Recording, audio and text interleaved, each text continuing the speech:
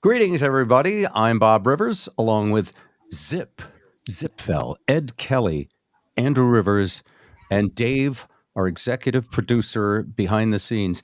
You know, Dave, I always wondered what you did for a living that allowed you to have the freedom of being able to Hey, Dave, being able to help us with the podcast. Phil, I'm hearing the audio from 5 different places. What do you mean? Wait a minute. He's got the good stuff. Yeah. Dave, let me mute you and see if... No, that muted you, Bob. Okay, sorry. Yeah. You okay, Dave? Is everything working? Are you in Oregon? Did you try some of those psychedelics that they are legalizing? He disappeared. Okay. Going. That's it. I had a bunch of tabs open. And I still got... Shit. You ever feel like you pulled the curtain back on the wizard sometimes? Sometimes, yeah. All right, there goes Dave. Dave will always say, I don't need to be on. And I'm like, no, you don't understand. Just by seeing you there, the fact that we have a producer gives us some cred. And also... Cachet. Yeah. All right. So I had a bunch of tabs open to the different channels, Facebook, and they all came in at the same time. And I was in your head. Yeah. I love your green screen for 420, man. That is wild. The other good thing about having him on the screen is he can send a screenshot to the judge and let him know that he fulfilled his community service for the month. That's right. You got it. All right. Welcome, everybody. Tonight, the journey from Reefer Madness to acceptance and beyond. Comedian Andrew Rivers is going to join us. Also, I listened to some AI music. We'll talk about that. And we will gloat a little over the almost $800 billion speeding ticket that Rupert Murdock had to pay this week. But we're not going to, we have a mission on this show. We're not going to do politics the way other old white guys do politics. Not going to do it. Not going to do it. We didn't have the lighter side. And so Zip said, Mr. Bush, you need your time, so I don't want to interrupt. So Zip wanted to talk about gun control because it literally is the #1 story in the country. And I said, as long as we can call it the lighter side of gun control, we will find a way to talk about gun control. Very quiet. We are talking gun control. Exactly. All right, let's get back to Andrew first because this is 420. And it's funny, 4:20 in the afternoon, 4:20 on Fridays is kind of a celebratory thing. Has there been anything like this for drinking? I guess it was always it has always been happy hour. I mean, Cinco de Mayo is not even our holiday. It's not even a holiday in our language. We're like, build a wall, but also give us your food and your middle infielders and your, Cinco de drink culture. We don't want any part of you as people and as humans, but we think you've had some good ideas. Yeah. And really make fantastic fast food for us. Appreciate it. Right. Okay. Thanks for giving I mean, Cinco de Mayo, Easter, Flag Day, you name it. Is Andrew Yes, I can't I can't afford a separate studio here. Can we stop trashing my setup? I'm doing the best I can. If you guys would buy my album 16,000 more times, I could afford to move into a bigger house. This is everyone else's fault. It has nothing to do with me. I'm clearly very talented. By the way, that kind of bullheaded asswipe mentality, that is how you succeed in show business. I've been thinking about that lately. It took me too long to realize it, but you just got to go full throat. You got to be your id. You got to be all about you and the whole rest of it. Like this whole empathy thing that I claim to care about, out the window. All right. So let's begin this journey. I'm going to start with a film clip from when I was in high school, I think, is when this movie came out. Have you ever heard of it, Reefer Madness, Andrew? Is it a talkie? It is a talkie. I've heard of the name. I can't say I've ever watched any clip of it. Okay. So it's black and white. The history of marijuana and the law in the U.S. is very interesting. And it goes way back. in the beginning, around the since the 1830s, marijuana was well known in Europe, and it was used to treat stomach aches, migraines, inflammation, insomnia, and a bunch of other things. But here, around 1910, there was a huge problem. And by the way, talk about history repeating itself. Yeah. Mexican immigration to the U.S. around the time of the 1910 Mexican Revolution caused people in the U.S. to want to keep the Mexicans out. Matt says it smells skunky in here. There are no new news headlines, by the way. They are recycled human failings or human, angst, human tribalism, protectionism that keep coming up throughout recorded human civilization. So anyway, around 1910, the United States outlawed marijuana. It was after that, about 1916. The Marijuana Tax Act came along of 1937. That was the first time it was totally banned nationwide.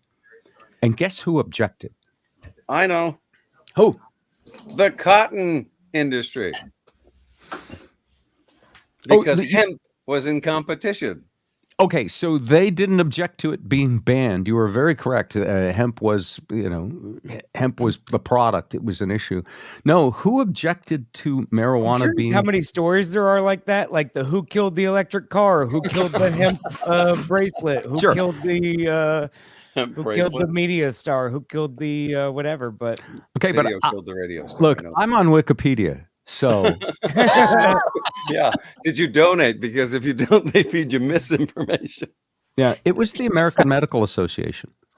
Wow. Because marijuana was a medicine. And that's fascinating because we've come full circle. So before we get into any further into that, I sent a clip to Dave, and I think he's going to play it for us now. This is the trailer from a film called Reefer Madness. Trailer for sailor and I saw this really stoned in the theater. You did. Okay. How do I play it? You got it? High school boys and girls are having a hop at the local soda fountain. Innocently, they dance. Innocent of a new and deadly menace lurking behind closed doors. Marijuana, the burning weed with its roots in hell. In this film, you will see the ease with which this vicious plant can be grown in your neighbor's yard, rolled into harmless-looking cigarettes, hidden in an innocent shoe or watch case. In this startling film, you will see dopesters lure children to destruction. We're going over to Joe's place. Why don't you come along? We have a date to play a set of doubles. Oh, you can play anytime. Come on, we'll have some laughs. Can I go along with you? Sure. Hey, I'll see you at dinner, sis. If you want a good smoke, try one of these. You will meet Bill, who once took pride in his strong will as he takes the first step toward enslavement. If you're afraid. Smoking the soul-destroying reefer, they find a moment's pleasure, but at a terrible price. Debauchery, violence, murder, suicide.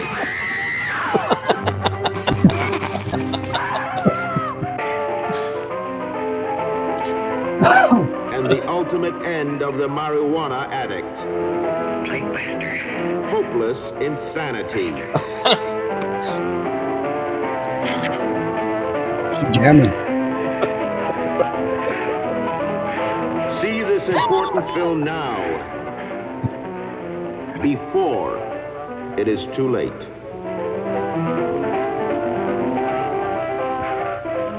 And happy 420 to everyone.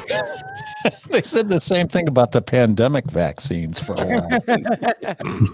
There are no news headlines that are new. Okay, so that was made in 1936.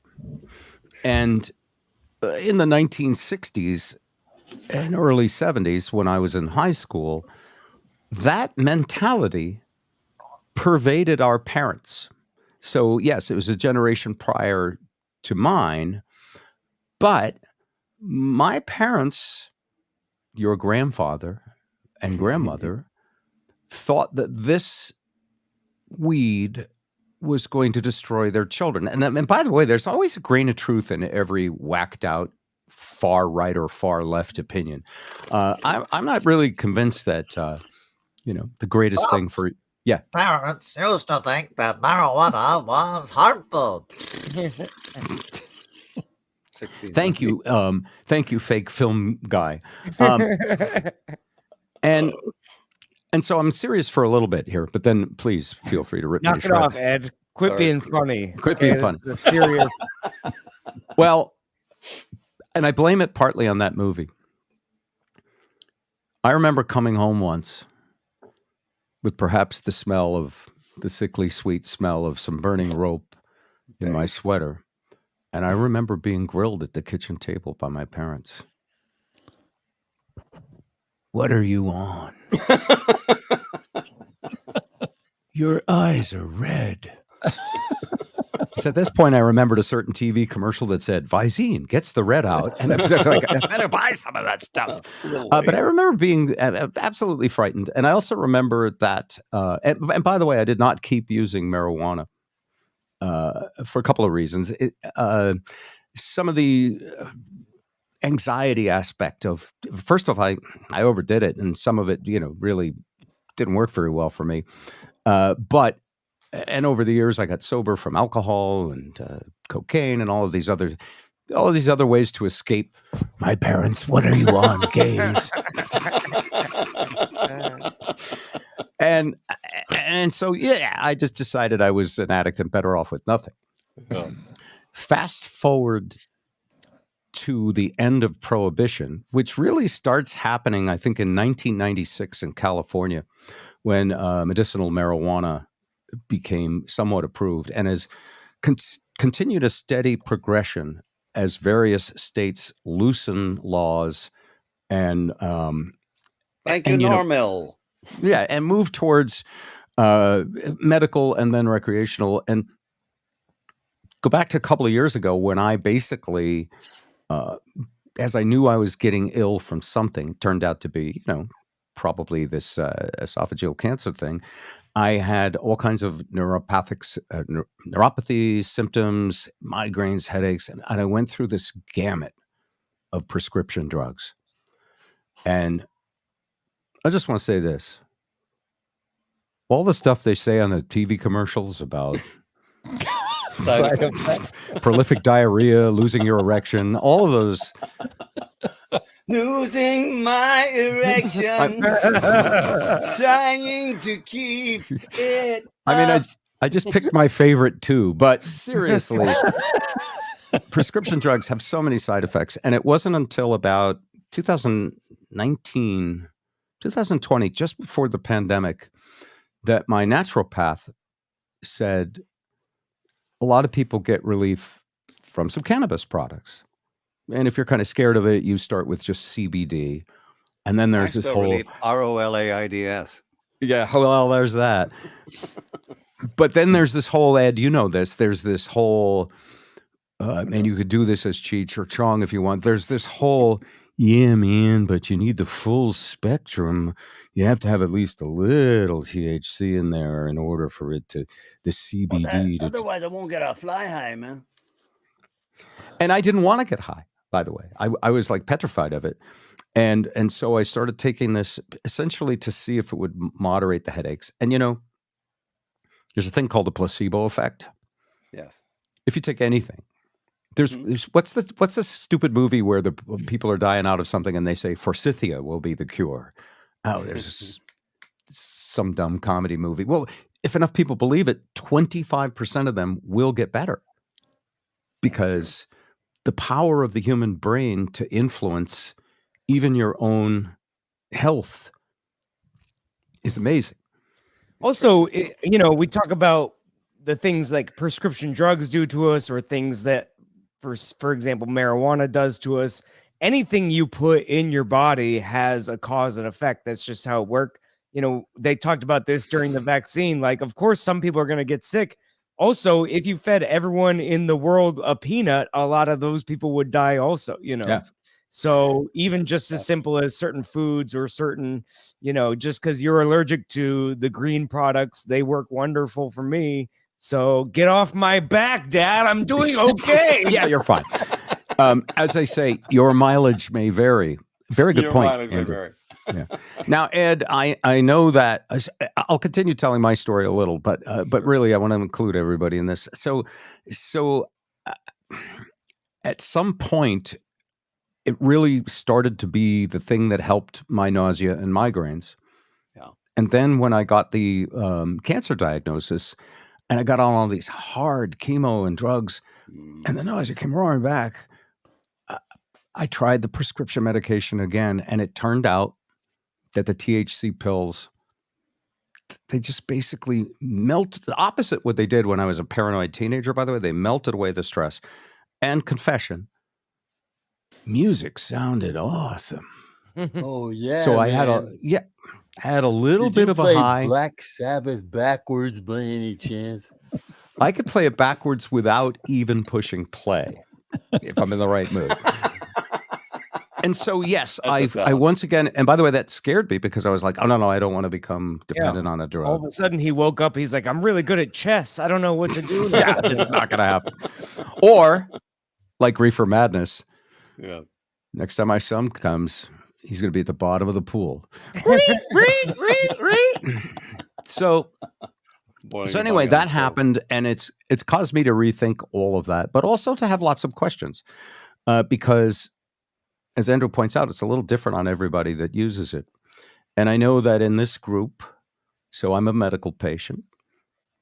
Andrew is a guy who's come up in comedy, much like, you know, some of the great comics who has found in itself that it's helped his head. And Ed Kelly, you have been, I think, a lifelong partaker. Is that fair to say? My brother took me downstairs to a pot party at 12. Yeah. Okay, at 12. Prior to 12, you were a virgin, just like that girl that got. By the way, in that video, when the guy is grabbing and groping the girl, I'm. Yeah. No. Finally, the star of the show gets to talk. You got the hook. Oh, well. What happened? Okay, Did so the welcome tech to guy the get stoned 420 again? show. We got rid of Bob. I actually hit a button that knocked myself out. Oh, here we go. In the movie where that guy is like on the couch with that girl and his descent into madness, I'm like, I'm going in both feet first. Yeah. But ultimately, babies, insanity. Yeah. So here we are. It's modern times. I guess I want to talk to Ed and Andrew about what, like, because I'm still. You have to go soon, right, Andrew? You have a show? Yeah, about 10 minutes. Okay, let's talk to you first. What does it do? What does the dope do to you? Again, a lot of people have different experiences. For me, I was scared of it, and then my friend runs a show called The Dope Show, which I'm actually on tonight. And so the whole point of the show is to Dad. I've heard about these comedy shows. Yeah, you do one set and then you take a break and you experience a different world and then you come back, and that really was a way to sort of do it where I'm most comfortable, like around friends and at work, and that sounds like a bad place to experiment with drugs.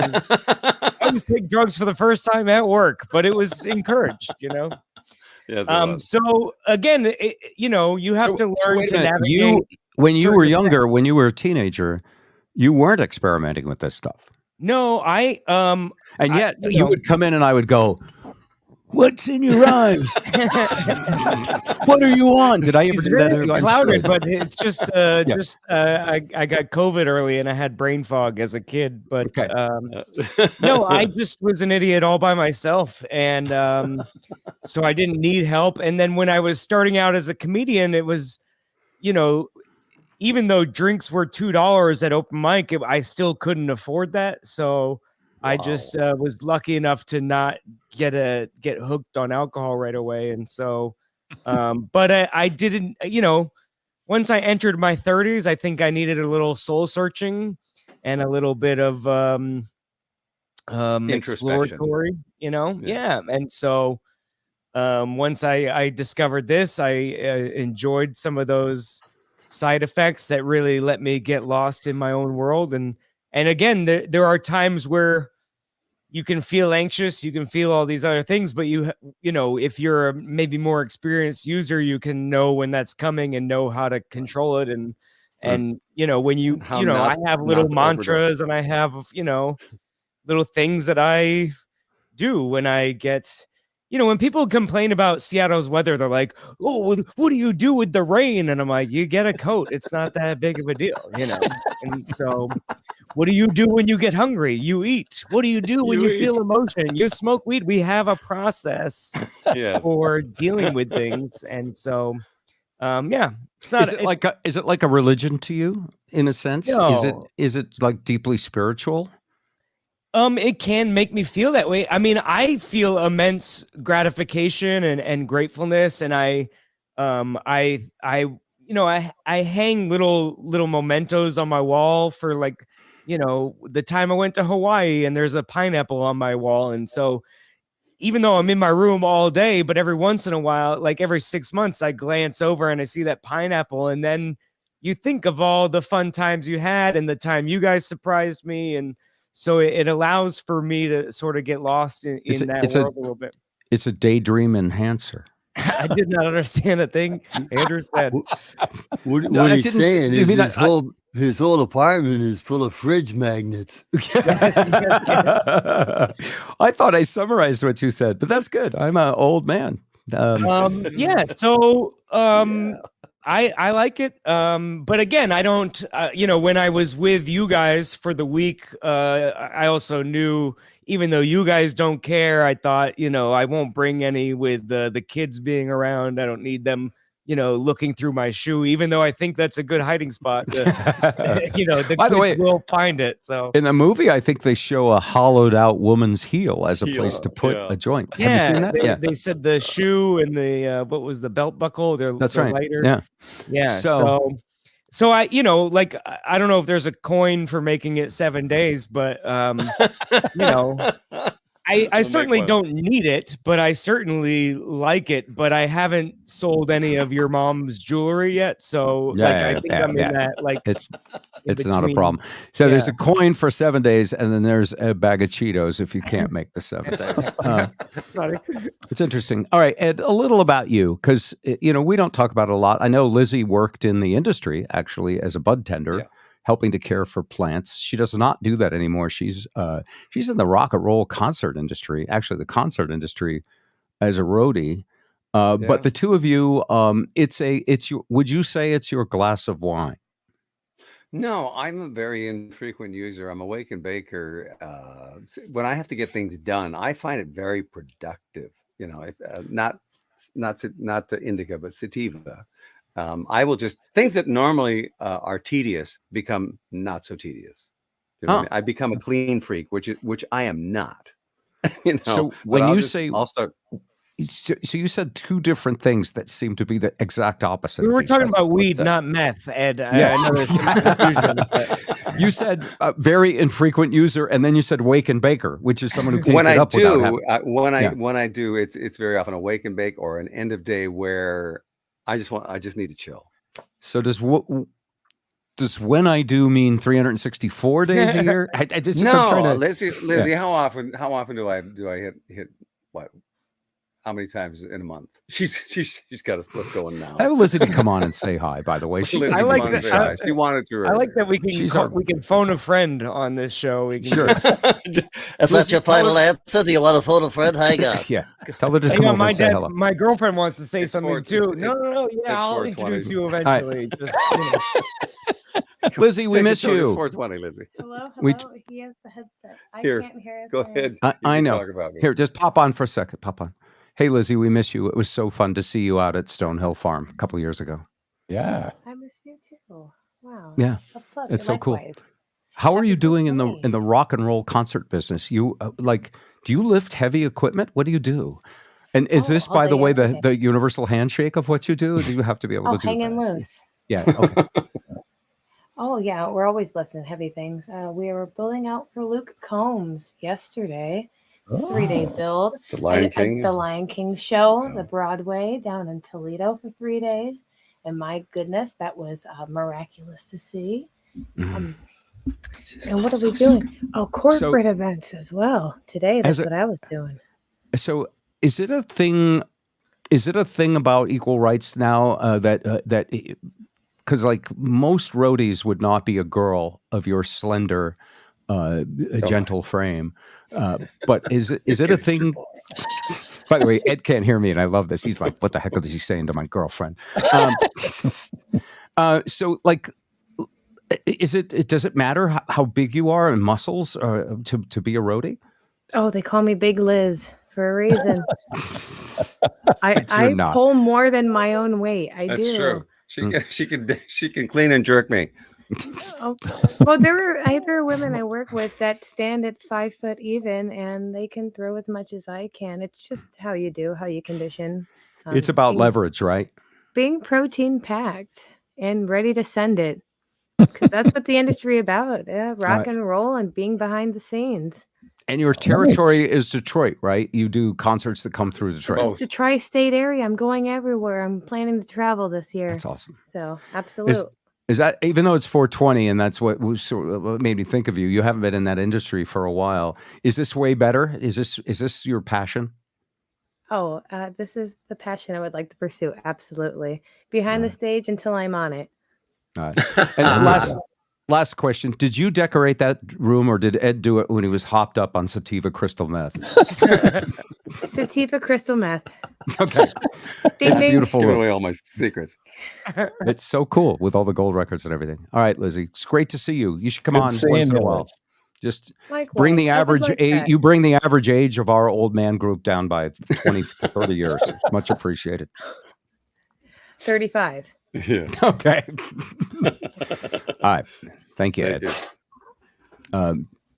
Anyway, so back to this. Zip, you are like me. We both been, whiners and quitters and part of a 12-step program and all of that. What do you think of all of this? Because I'm guessing you were still, you haven't had any conditions where they've talked you into sativa yet. I cannot tell a lie. Zip cannot lie. No, I have taken CBN and THC gummies to sleep. Okay. To sleep. Oh boy, that's which dangerous. are really kind of like melatonin, but without the draggy hangover. Okay. Seriously, and it's been very helpful. But other than that, no. And by the way, getting high while you're asleep doesn't count. There you go. No, I mean, it does if you sleep for 3 days. From a strict 12-step thing, people will go, "Hey, you can't." It worked out for me, or it has. Yeah. Well, and here's the skinny on that, because I believe now in having absolutely no secrets. When anyone needs help getting to sleep, they should just play this podcast every night. I hate when he gets on the board. I gotta go. I love you guys so much. Oh, that's right. That was your killer exit line. I love that, Andrew. Nice. Thank you very much. Beautiful. Good to see you. Tag. He's getting sharper by the day. Oh, he's wonderful. In fact, I'm learning from him now. I realize how dull I've been getting. I can't believe that's your progeny. I can't even remember where I left off before he had that great line. I was talking about the violating 12-step. Oh yeah, regimen. Okay. So I actually, when I had, real need for some relief, I actually called my sponsor, my AA guy that I've known for decades. And I called a noted neurobiologist friend of ours, and I basically said, I don't know, like, am I fooling myself? And the answer was, when you're a patient who won't take your medicine, my sponsor said, I actually consider that a relapse if you won't take your medicine, if something works for you. But my dear friend, the brain scientist and sponsor both agreed. The issue with being an addict and having all of those, drunk issues and all of that in the past was that my behavior was out of control and my life was out of control. And so I made a rule, and he said this was good, my sponsor, that like, I'm just not going to lie about anything. And because if I started like when I got the oxycodone, I was like, I looked at that and I went, okay, ripped from the headlines. If Rush Limbaugh could succumb to this, so could I. I was really worried I was going to be an addict, but it was a medicine. And thank goodness. It was a medicine for me too, Bob, just for your information. It was perfectly legal. It came from a licensed druggist. I mean, who knew? Well, you shopped around and got a dozen or so licensed. Well, I in the Florida. Yeah, it was available everywhere. I mean, come on, everybody in the country was doing it. And I didn't you have a housekeeper or somebody who got like 10,000 pills? I'm sorry, my cochlear ear just gave out, Bob. So I really thought about it that way. I thought like, I could be an addict. And so I really worried about it. And then now here it is like 2-3 years later. And, I'm like, oh, okay. I was like sort of freaked out about nothing. The thing about oxycodone is thank God for constipation. Because constipation would keep me from being addicted to anything. Yes, it does take the liquids from the body. I could handle the loss of, shring. I could handle. We talked about different side effects of antidepressants and stuff like that. I could handle some of that, but anyway. So here on this 420, we celebrate the legal history of marijuana. The United States. And you can still go to jail in some states, right? What's that? Still go to jail in some states? Yes, I believe you can. Over a certain amount? I don't think. Look, it's not national yet. This is what's funny about the United States. We're so provincial and so local that people in Ohio are like, they're really fucked up in Pennsylvania, aren't they? And then people in Tennessee are like, those liberal assholes in Washington State want everything to be woke and everybody to be transsexual. In fact, they want you to be transsexual. If you're not transsexual, you just don't fit in. All I know about this is that if those stories were happening, they'd be raw meat for clickbait media. So this is sort of how I know things aren't happening. If it ain't clickbait, and it sounds like it would make great clickbait, it's probably safe to assume it's not happening. Does that make sense? Sorry, I don't know, man. It's 420. Yeah, I know. I'm sorry. I didn't mean to tax you. It might get a little heavy to follow for me. Yeah. What's your day like, by the way? Because we call you a narcoleptic Ed. You nap a lot. Yeah. Well, the sleep thing has been a lifelong affliction. Right there with you, man. Yeah. But today, because Lizzie, totaled her car, and somebody cut her off, and her Honda went boosh into the wall. So I had to take her to work. We got up at 7. I made her a bit of breakfast, and out we went to the job site. It's only about a half hour away, and I came back, and then I came home, did a bunch of auditions. When you say job site, you mean the concert venue that she was working is a job site? No, it was actually a corporate event. She had to wear corporate blacks, which is a collared black shirt, a belt, and khakis. You're supposed to have steel-toed boots, but they get a little, less strict about it when you go to a corporate thing, because it's not like. But she had to put up a video wall, wasn't it? We recreated the Aurora Borealis. You recreated the Aurora Borealis? Say that one 10 times. Pull through like water lights, and of course projection screens. Projection screens. And I got to run the video and the soundboard. The video and the soundboard. So she's getting the whole. Hallelujah to ya. Hallelujah to ya. She says. No, she's getting all this techie training. I mean, it's really learned by doing as well. And some of them are union gigs, so they pay pretty well. I'm very proud. I like that she's like your caregiver there in case you fall over and kick it up. She's right. She's always in the room, even if we can't see her. She just ran over because she heard me. She heard you talking. Yeah. And so, are you up late, or do you? I try not to, because I find that early is when I'm most succinct and most fresh. Okay. but sometimes I do stay up late. But I got a great prescription. So early is better for you. Yeah. Oh yeah. Okay. Well, that's true, and that's another thing, because occasionally when you do, a hit, it'll just make doing the spectrum analyzing, the Adobe Audition shopping, as they say, shopping, and the editing and the cleaning up of the files. It just makes it more interesting. It turns into color forms. Would you say your 90% of your voice chameleon work is home?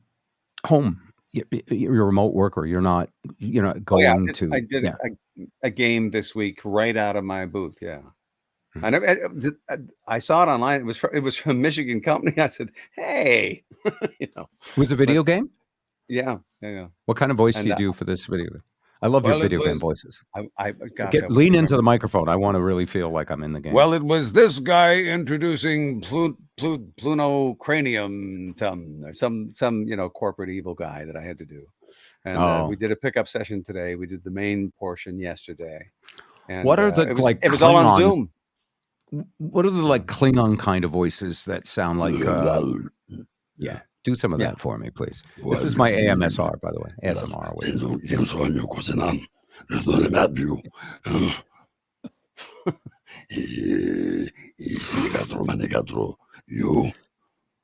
So did you say they monitor the session by Zoom and then you send them the file? This time, yeah.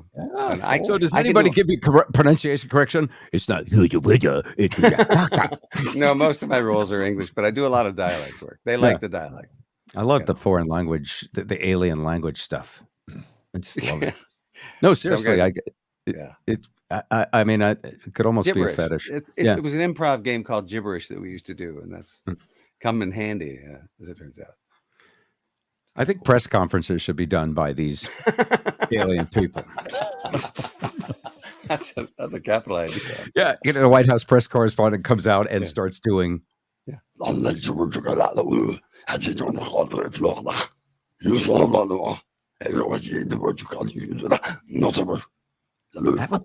That would be a way to cut through. Yeah, it would. All right, let's move on. Sure. Have any of you listened to AI music yet? No, but I heard that it's phenomenal because you can feed the chords in, and it will rearrange them in different order, but it will still sound like the song that you want it to sound like, but it will not be copyright infringement or intellectual property theft. Zip. I just heard a story today about some guy who blended two AI catalogs, and it's the top sampled thing on Spotify. Did that happen today or recently? Yeah, I heard that. I've been staying away because my if it ain't clickbait, it ain't great theory, which applies to the news, is the news will find me when it's interesting enough. I know that's not true because there's so many interesting things buried so deep these days. But I sort of go by that. I figure it'll find me. So today I saw something that made me finally click on an AI link for music. And what it was is, I guess the band Oasis. Oh, love those guys. Which I'm not, you love Oasis, right? I do. Yeah. And how long has it been since they put out an album? Oh, a long time. I mean, like forever. Yeah. Well, they can't get along. They beat each other up every show. They can't show. stand each other. The Gallagher brothers might as well be boxers. Well, so apparently Oasis fans got tired of waiting, and they created IASIS, AI ASIS. Oh, Liam's going to be jumping off the London Bridge. At the same time, you may have heard this story in the news. Universal Recording, Universal Artists, which I think is the largest record conglomerate in the world. If they haven't bought enough labels now, they're number one or number two. Right. They want AI music to be outlawed as copyright infringement. So it's funny. I hearken back to other, other changes and cats all over the room. So what do you say? I say there's empty bags and cats all over the room. I mean, the cat's out of the bag on this one, I think. Oh, empty bags. Hold on. The cat's you out need of a the cartoon bag illustrator for some of what you do, by the way. Can we Because hire I now one? get it. Yeah. Okay. Yeah. And there's historical precedent. When the Mellotron came out, that put symphony orchestras. No, that's the Oh, that's the Theremin. not Fairfield. that's the theremin. Theremin. Yeah. Theremin. As opposed to pheromones, those things that make you horny that you just can't see. I can smell them now. Your side, you got Lizzie there. We got nothing here. Sounds like the same argument of samples. Yes, you know, like exactly. drum samples. Yeah. And the Mellotron was evil because it was just tapes of an instrument. Loops. And really, what I think about AI, well, first off, I listened to a whole bunch of them. I listened to the AI Oasis, the Oasis one, and then I listened to some AI Beatles, and it was so bad. Really? That it was so bad that I realized, yep, that's why none of it has gone viral yet. Because if AI writes a Beatles song that can actually compete with the Beatles, who wouldn't jump on doing a story about it? Well, that's what Oasis did. If you think about it. Well, they sort of stole from the Beatles. Yeah, I mean, You think? that's the other thing about music is everybody steals from Yeah, it's all everybody. derivative. Yeah. It's all derivative. There's only 8 notes, or if you count half tones, however many notes, and there's only so many chords. And it's how you express yourself as a human being that makes a song and a performance wonderful. Now, AI will keep getting better and better. Remember, the first color TVs were pretty blurry too. Yeah, they were. It will, get better and better, and it'll get to the point where it could make a Beatles song, and you go like, "Yes, I hear the influences." Right.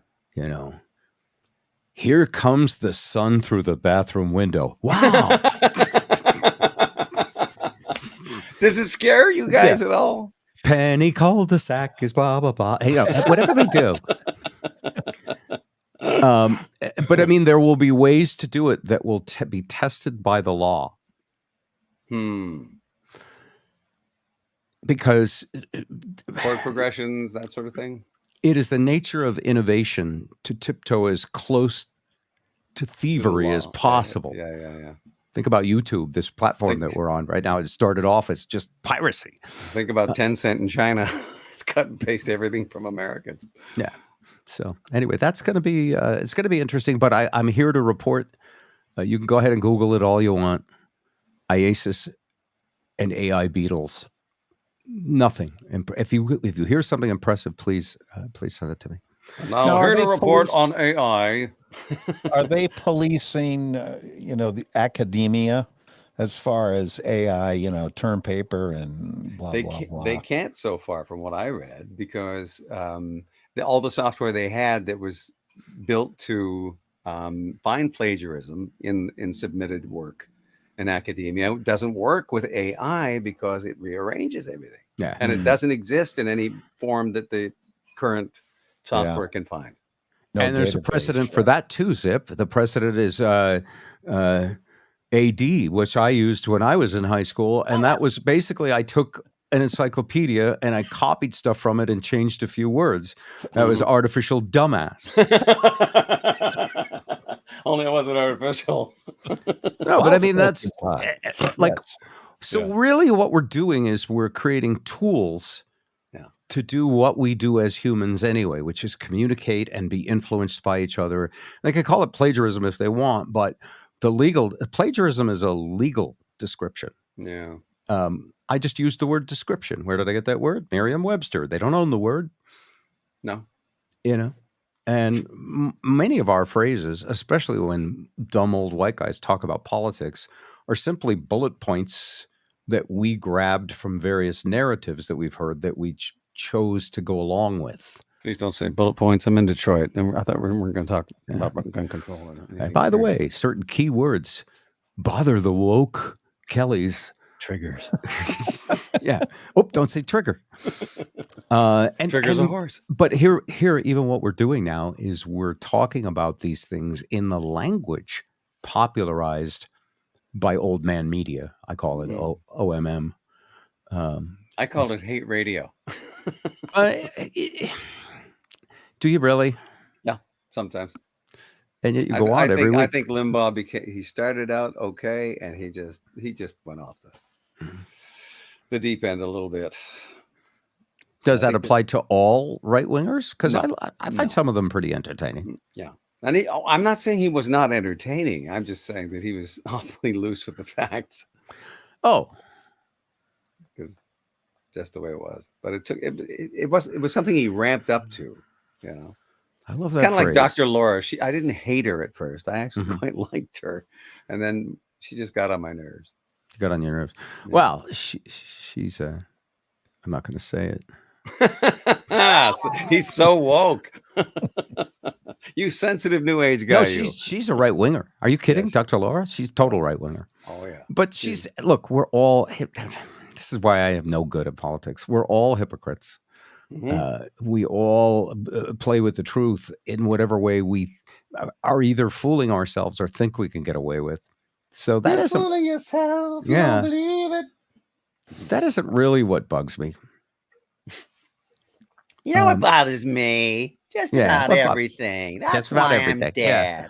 dead. No, what Not bothers on- me is that you can't actually solve anything by picking a side and lighting your torch and holding your pitchfork in the other hand. That it's a That is why when I had a pothole, I just went to the corner. I got a dump truck from a friend. Sure. LA, you can stand and complain, or you can get out the shovel and get the blacktop and bang it down and fix the pothole your damn self. Stop whining. There's no whining in potholes. Damn it. I hope you saw the story. There's no atheists in foxholes. Is that a parody of that statement?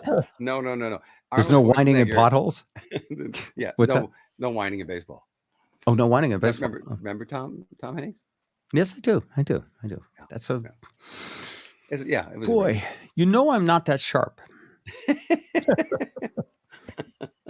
I'm really not. I wish I could memorize stuff. That's part of the reason I'm no good at politics either. Is that even if I'm right, I cannot win an argument with someone who has just watched Tucker Carlson for an hour.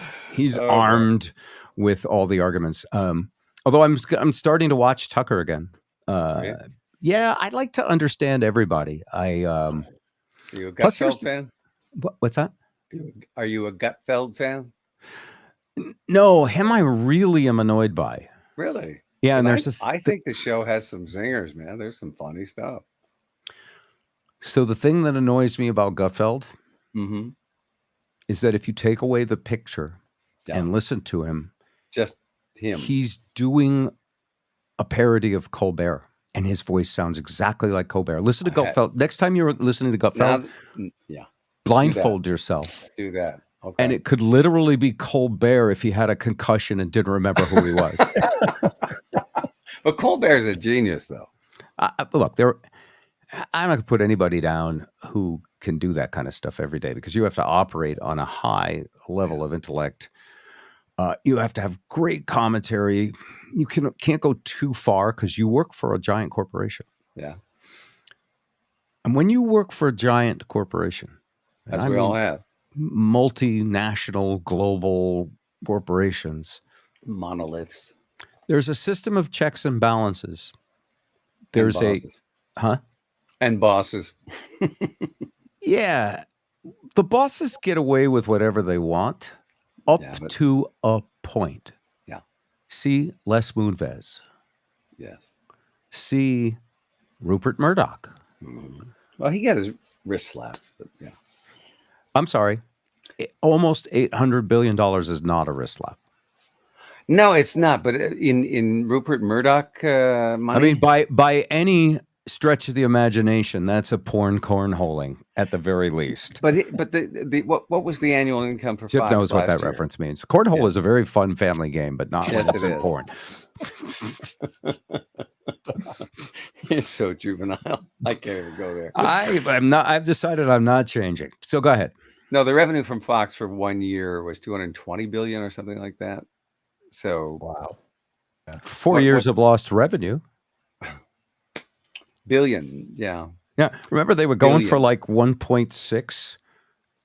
So they literally split it in the middle at half. And everybody thought the 1.6 was crazy. The thing they thought about Dominion is they were going to have trouble proving actual damages.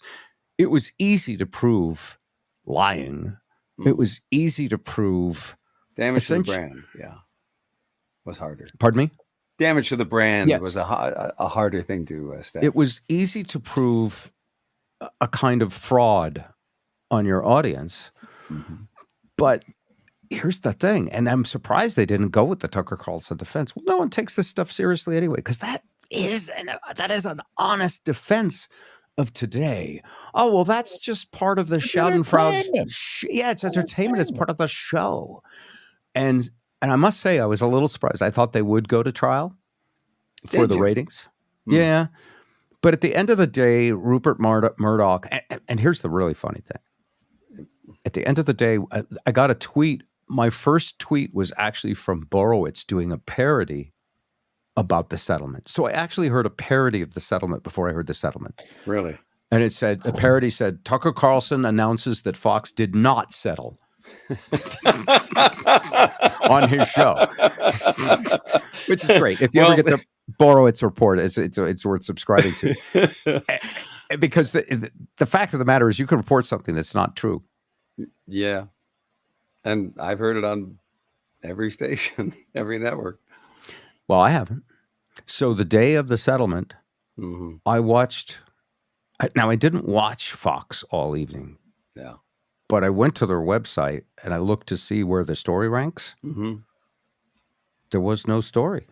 It wasn't well, part of the settlement was they didn't have to cop to it, right? On air. Yes. Part of the settlement was that they had already said we aired things that were not true, and that was the end of it. They did not have to do a big on-air apology. Dominion just went with the cash. Dominion went with, okay, well, you got $800 billion reasons you said we fucked up, right? and what's funny is that should be enough for just about everybody, except that people will go, well, it was all just showboating anyway. And it won't get reported on in lots of places. It's kind of already a little out of the news cycle. In fact, do you know what else is out of the news cycle? What's that? Trump getting arrested. It kind of stole the thunder. Yeah. Yeah. Boy, when I got arrested, my parents were mad for months. This is not fair. I've never been arrested. I can't go there. What are you on? Charges, several of them. Yeah. I didn't know they were undercover agents. I just thought they were friends, and I was splitting it up with them so I could. Never mind. Yeah. Revealing too much. Well, I think it also served to keep the talent from having to contritely go hat in hand. So we like, because credibility would have been forever compromised. Yeah, it has been anyway. I'm not sure I agree with that. I'm not sure I agree with the fact that forever exists in our media right now. No, that's true. I mean, yeah. Because Brian Williams, that thing, who cares? He's on another network. Nobody talks about any of that stuff. No, and he didn't even do anything that bad. No. He just exaggerated about. This was a fib. It was a fib. Yeah, it was a straight up fib. Yeah. How many fibs have we all told tonight? Does anybody know those? People lie. I forget the statistic. It's something like 29 times in a day. Yep. I interviewed that author too. Did you? I believed him, by the way.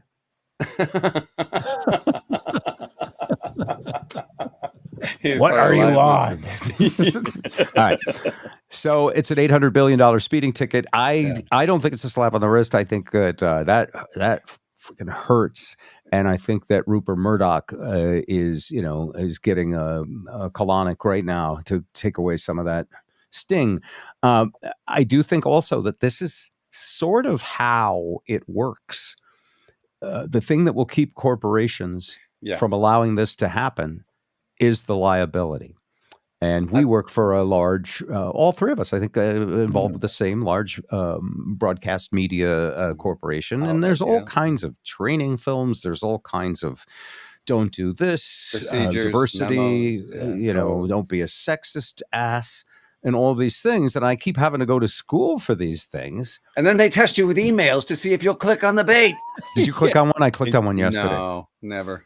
I clicked on one yesterday, and it had the domain name of the company, and it was we need you all employees to verify their email. And I checked the domain name, and it was the correct top level domain name. And then I clicked on it and went, this was a phishing test, Yes, and you it failed. was. You failed. But I think that's fine. I mean, I guarantee you, the next time this Dominion type thing is a temptation, Fox won't do it. No. No, see, they've all got the fear of God now because it set that precedent for accountability. The fear of "in God we trust" is not exactly the same. Nicely played, It's the fear sir. of God. But anyway, all right, so that's done. And lastly, Zip wants to do the lighter side of gun control, and I'll set this up. It seems no matter who I talk to, especially if they're old and white, but really almost anybody, you're noticing that the biggest problem in America seems to be gun violence. Comes in various flavors, mass shootings.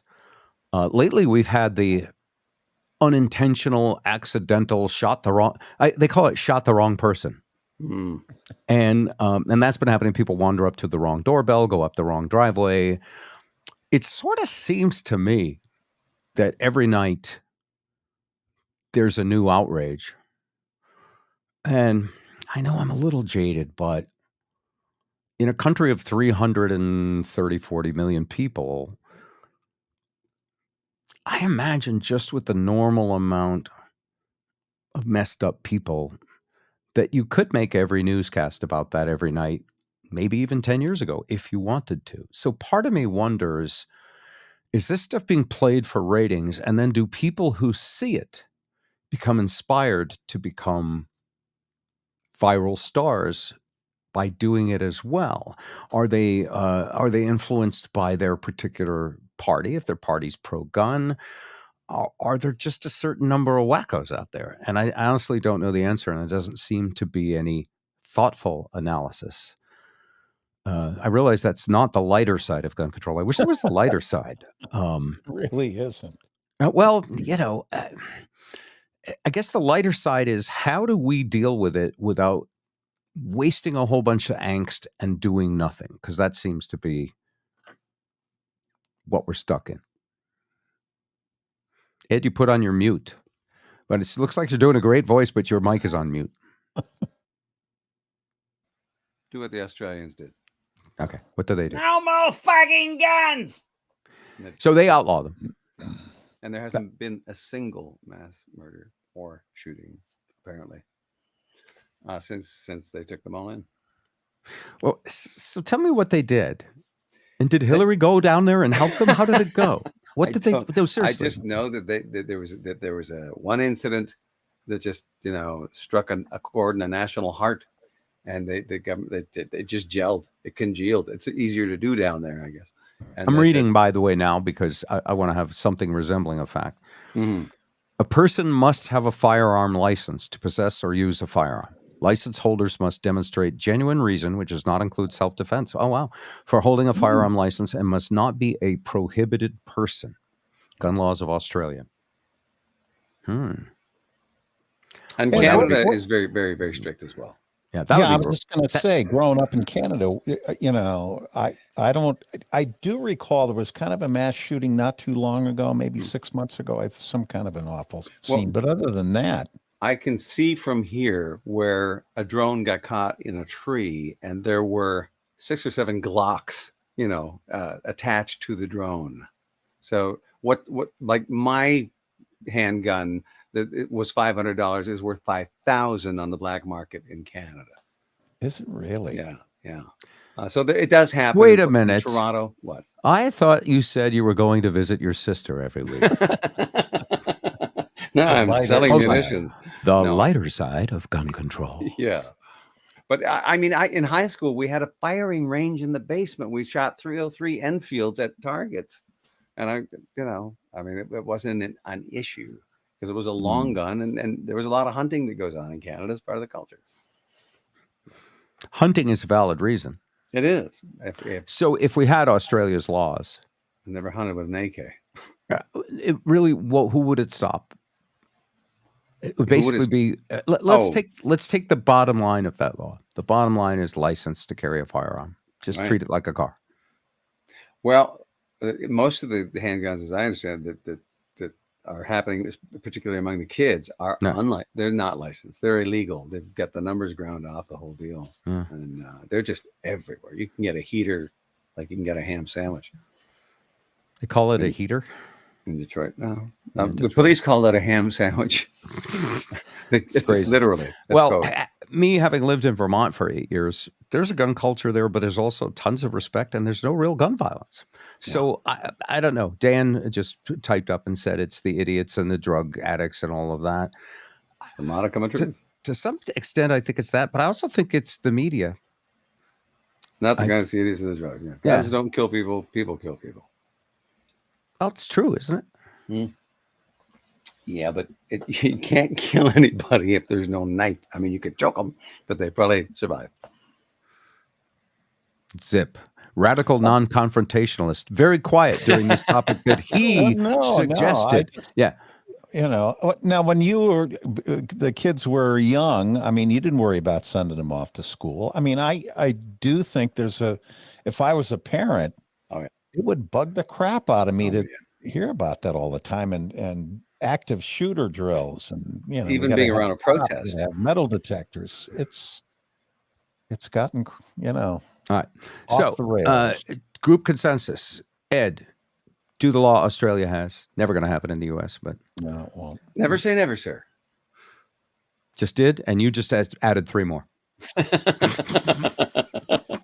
2 more, actually. But see, I lied, and you got to catch me in those lies, or else they're true.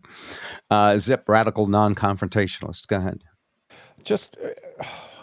I mean, at the very least, I just cannot wrap my head around automatic weapons in any way, shape, or form in the general public. Mark says social bonds glue our societies together. It's crucial for politics not to descend into authoritarianism where people openly hate one another like they do in America. I have a lot of problems with that statement, Mark. One, I don't think people hate each other in America. I think people hate each other online. I have so many conservative friends, neighbors, good people, and my basic foundational value system was conservative. My grandfather worked with Dwight Eisenhower. I feel that the Conservative Party kind of left me, in a sense, when we had a war over weapons of mass destruction that didn't exist. Once you lie to me, I'm not going to trust your party again. And I don't trust liberals either because I disagree with the war in Ukraine, and Bill Clinton couldn't even keep it in his pants with a hot broad like Hillary as his wife. I've never been able to understand that.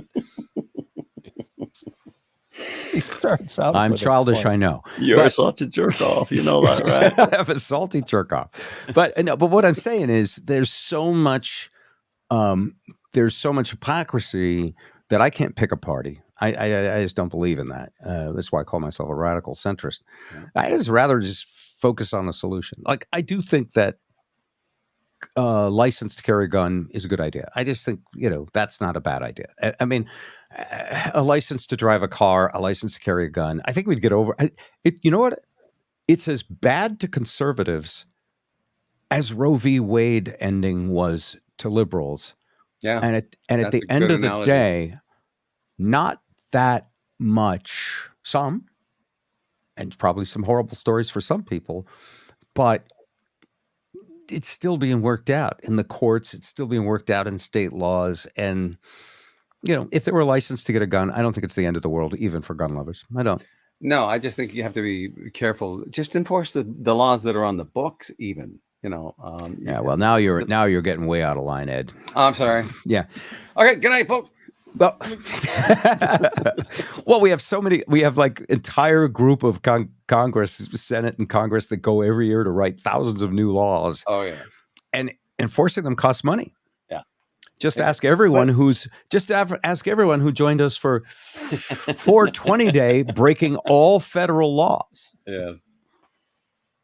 Isn't that an interesting way to wrap it up? I mean, technically, in most states now, open violation of federal law is a healthy business. Yeah. Do away with social media, Dan. I love your comments.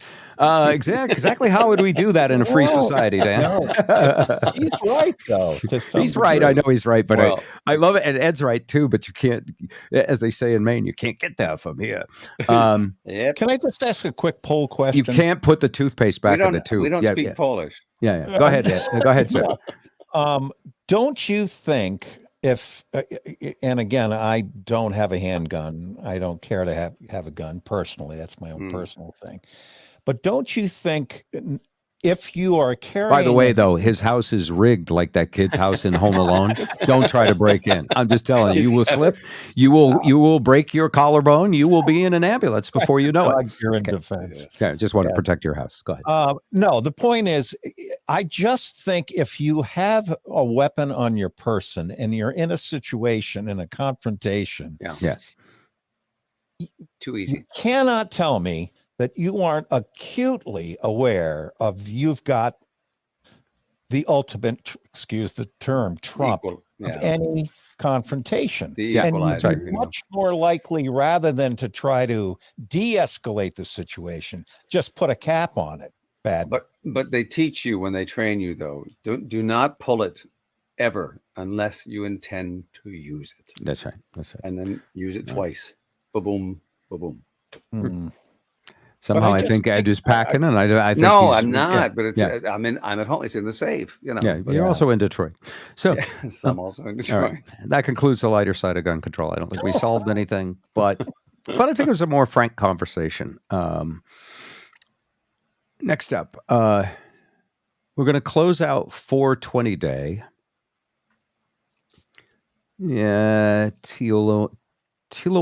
One of the many things that separated us from England and colonial oppression was our right to bear arms and militia, Minutemen. I think that should be preserved because you need a musket, when somebody comes to the door. I have no problem. I have no problem with what he's saying, except that the militiamen should have a driver's license and they maybe should register their musket. I don't really have a problem. This whole, it's got to be unregulated and we've got to protect the black market. That's the part I don't understand. So just call me goofy. The black market. Yeah, well, we're protecting the black market by making it easy to funnel them in there. Yeah. And by the way, there'll always be a black market. I know that response too. Yes. There'll always be a black market. Just ask Ed. He can get anything on the streets of Detroit. What do you need? And he takes stuff over to Canada and sells it for 10x every time. That's good. I don't know. Trouble with the Migra. Good. All right. Lighter side of gun control. Thank you, everybody, for texting us. I really appreciate you joining us. I do want to say this. The Bob Zip Show with Ed Kelly continues. We've made a few changes. We're going to have some more guests. We had Andrew today, but I'm actually booking some really interesting people. It was really fun to have Kristen Key on. Oh, she was great. And John Medina. And as time goes on, we're going to evolve this show because Spike is full-time with Cairo, with Jack. Jack Stein and doing the midday show. He's very, very busy. And so what I'm going to do for those of you watching these streams is get together with Spike and Joe and just do our little nostalgia thing once in a while. And in addition to that, I do a weekend show with Zip. I have been asked to come on the radio and do a break once a week. And all of this is fun for me. Mm-hmm. I'm also trying to, I don't know if you guys realize this, but as I get older, I've become a little less fun. I disagree. I think your kids stole it all.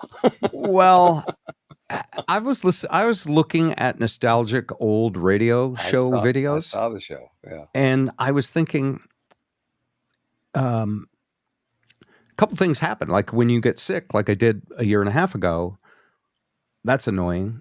Mm-hmm. And prior to that, various medical issues kind of made me just grumpy. Plus, I was really anti-media for a while. When you leave a show, and I'm not comparing myself to Jon Stewart.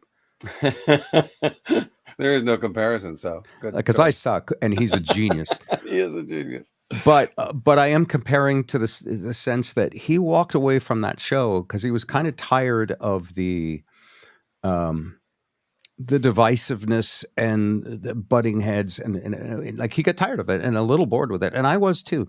And so, but then I realized, just be an asshole and try to make everything funny. And even if you fall flat on your face trying to be funny, it's better than being angry. Yes. And that's where the radical centrist label comes from. He's like, I don't know, are all you kind of a little sick of how grumbling and annoying and everybody is and mad and this side's right and that side's wrong? I don't know. I've gotten away from it. I watch so little TV and so little political TV now. I'd rather get it in written form because it's that lure, it's that dopamine thing. It's also helpful that you have a beautiful young woman who lives with you. You guys can get into all kinds of pop culture that her generation doesn't even know who Tucker Carlson is. She never watches television ever. Yeah, that's right. Literally, and by the way, 30-year-olds, I'm envious of them because they stream. They don't buy cable packages. Yeah. And could you stop putting this guy complimenting me up there, please? It's very distracting. Thank you. Some of it is, here's a story about a symphony orchestra. I don't remember which city it was, but it was a city very famous, known for its huge symphony orchestra. There's one in Boston. There's the Boston Pops. There's the Seattle Symphony Orchestra. I assume you have a big one in Detroit. Yes, we do. Detroit Philharmonic. All right. And the PR, the people who ran the nonprofit of the symphony orchestra, were getting very worried because they looked at their demographics. They started doing a study of it's all blue hairs. I like when I'm trying to get to someplace slowly and he just goes, boom. You're right. What they saw is they were freaked out at their demographics because their average new subscriber was 50, and then their median age was somewhere around 60 something or whatever it was. And it freaked them out because we've got to get our average new subscriber and our median age down because our customers, and every baby boomer knows this one, are dying off. And so they did all these studies and all these marketing studies, and they did all this reach out and all this extensive marketing to bring in younger people. And I'm paraphrasing, but I think it was like 10 years later, they had the same number of patrons, and the average age was 50. Yeah. And what it was is, as you get to a certain age, you reach a different stage of life and your tastes change.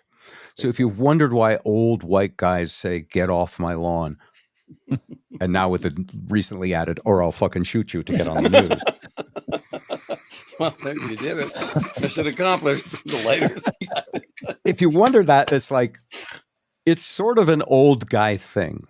And I'm an old guy, but I don't want to be an old guy. I want to think like a 30-year-old. I can't do it. I can't get my input the way Ed Kelly is. I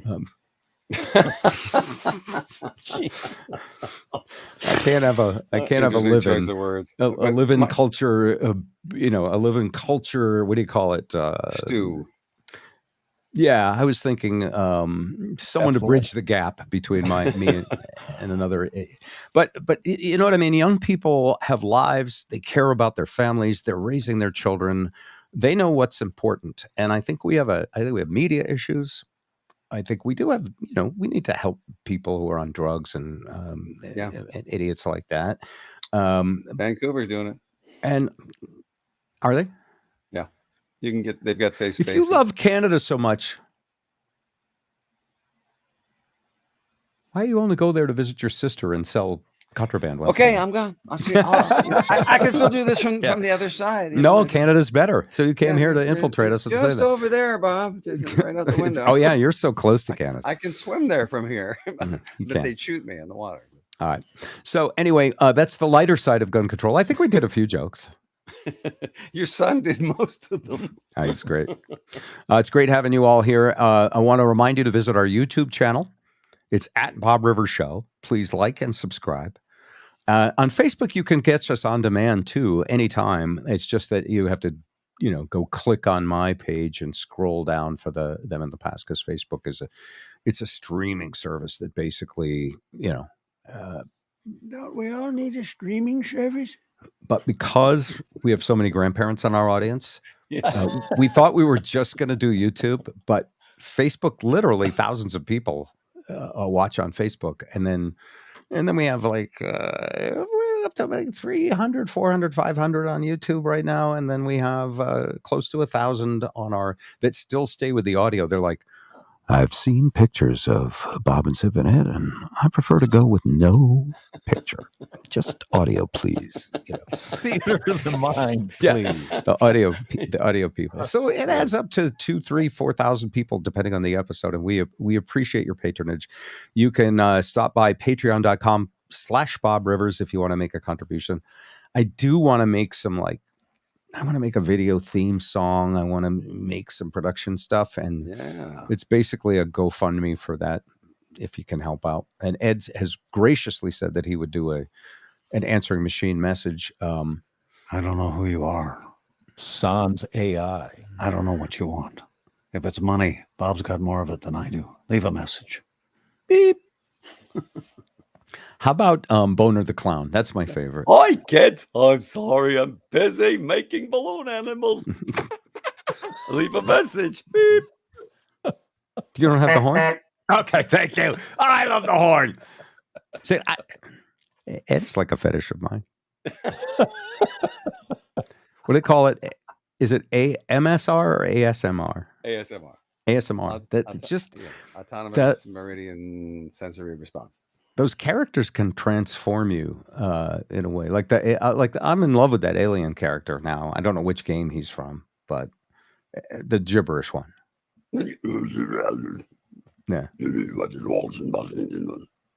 What I love is on Star Trek when they have a character like that, and then there are subtitles. Yeah. Thank you for translating into English. I think he's saying, I'm going to blow your ship out of the sky. And you have to put that hermit crab on your head, too. Latex. All right. And they have to memorize that crap. All right. We're going to close out the show with perhaps the most popular Twisted tune of all time. Be well, everybody. Stay happy. Stay healthy. And I love this. I love what's his name on NBC. Be kind to each other. And be kind to one another. I forget what he says. David Muir. I don't know. It's kind of, yeah. What does he say? I forgot it. Watch out for one another. I think it's be kind to one another or something. Yeah. Be kind to each other or something. It's very Hallmark. It's very Hallmark. We need more of that. Okay. Cheers, everybody.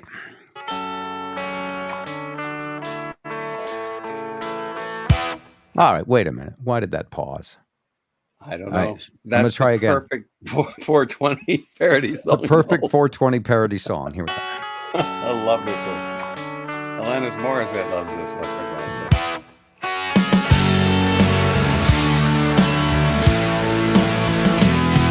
If God had long hair and a goatee, and if his eyes were pretty glazed, if he looked spaced out, would you buy his story?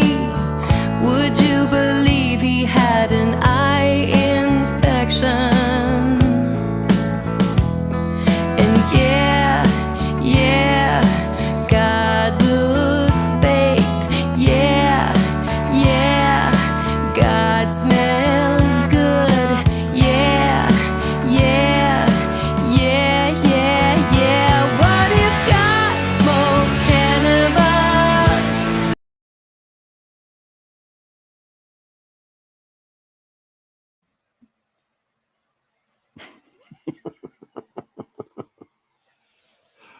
You're muted.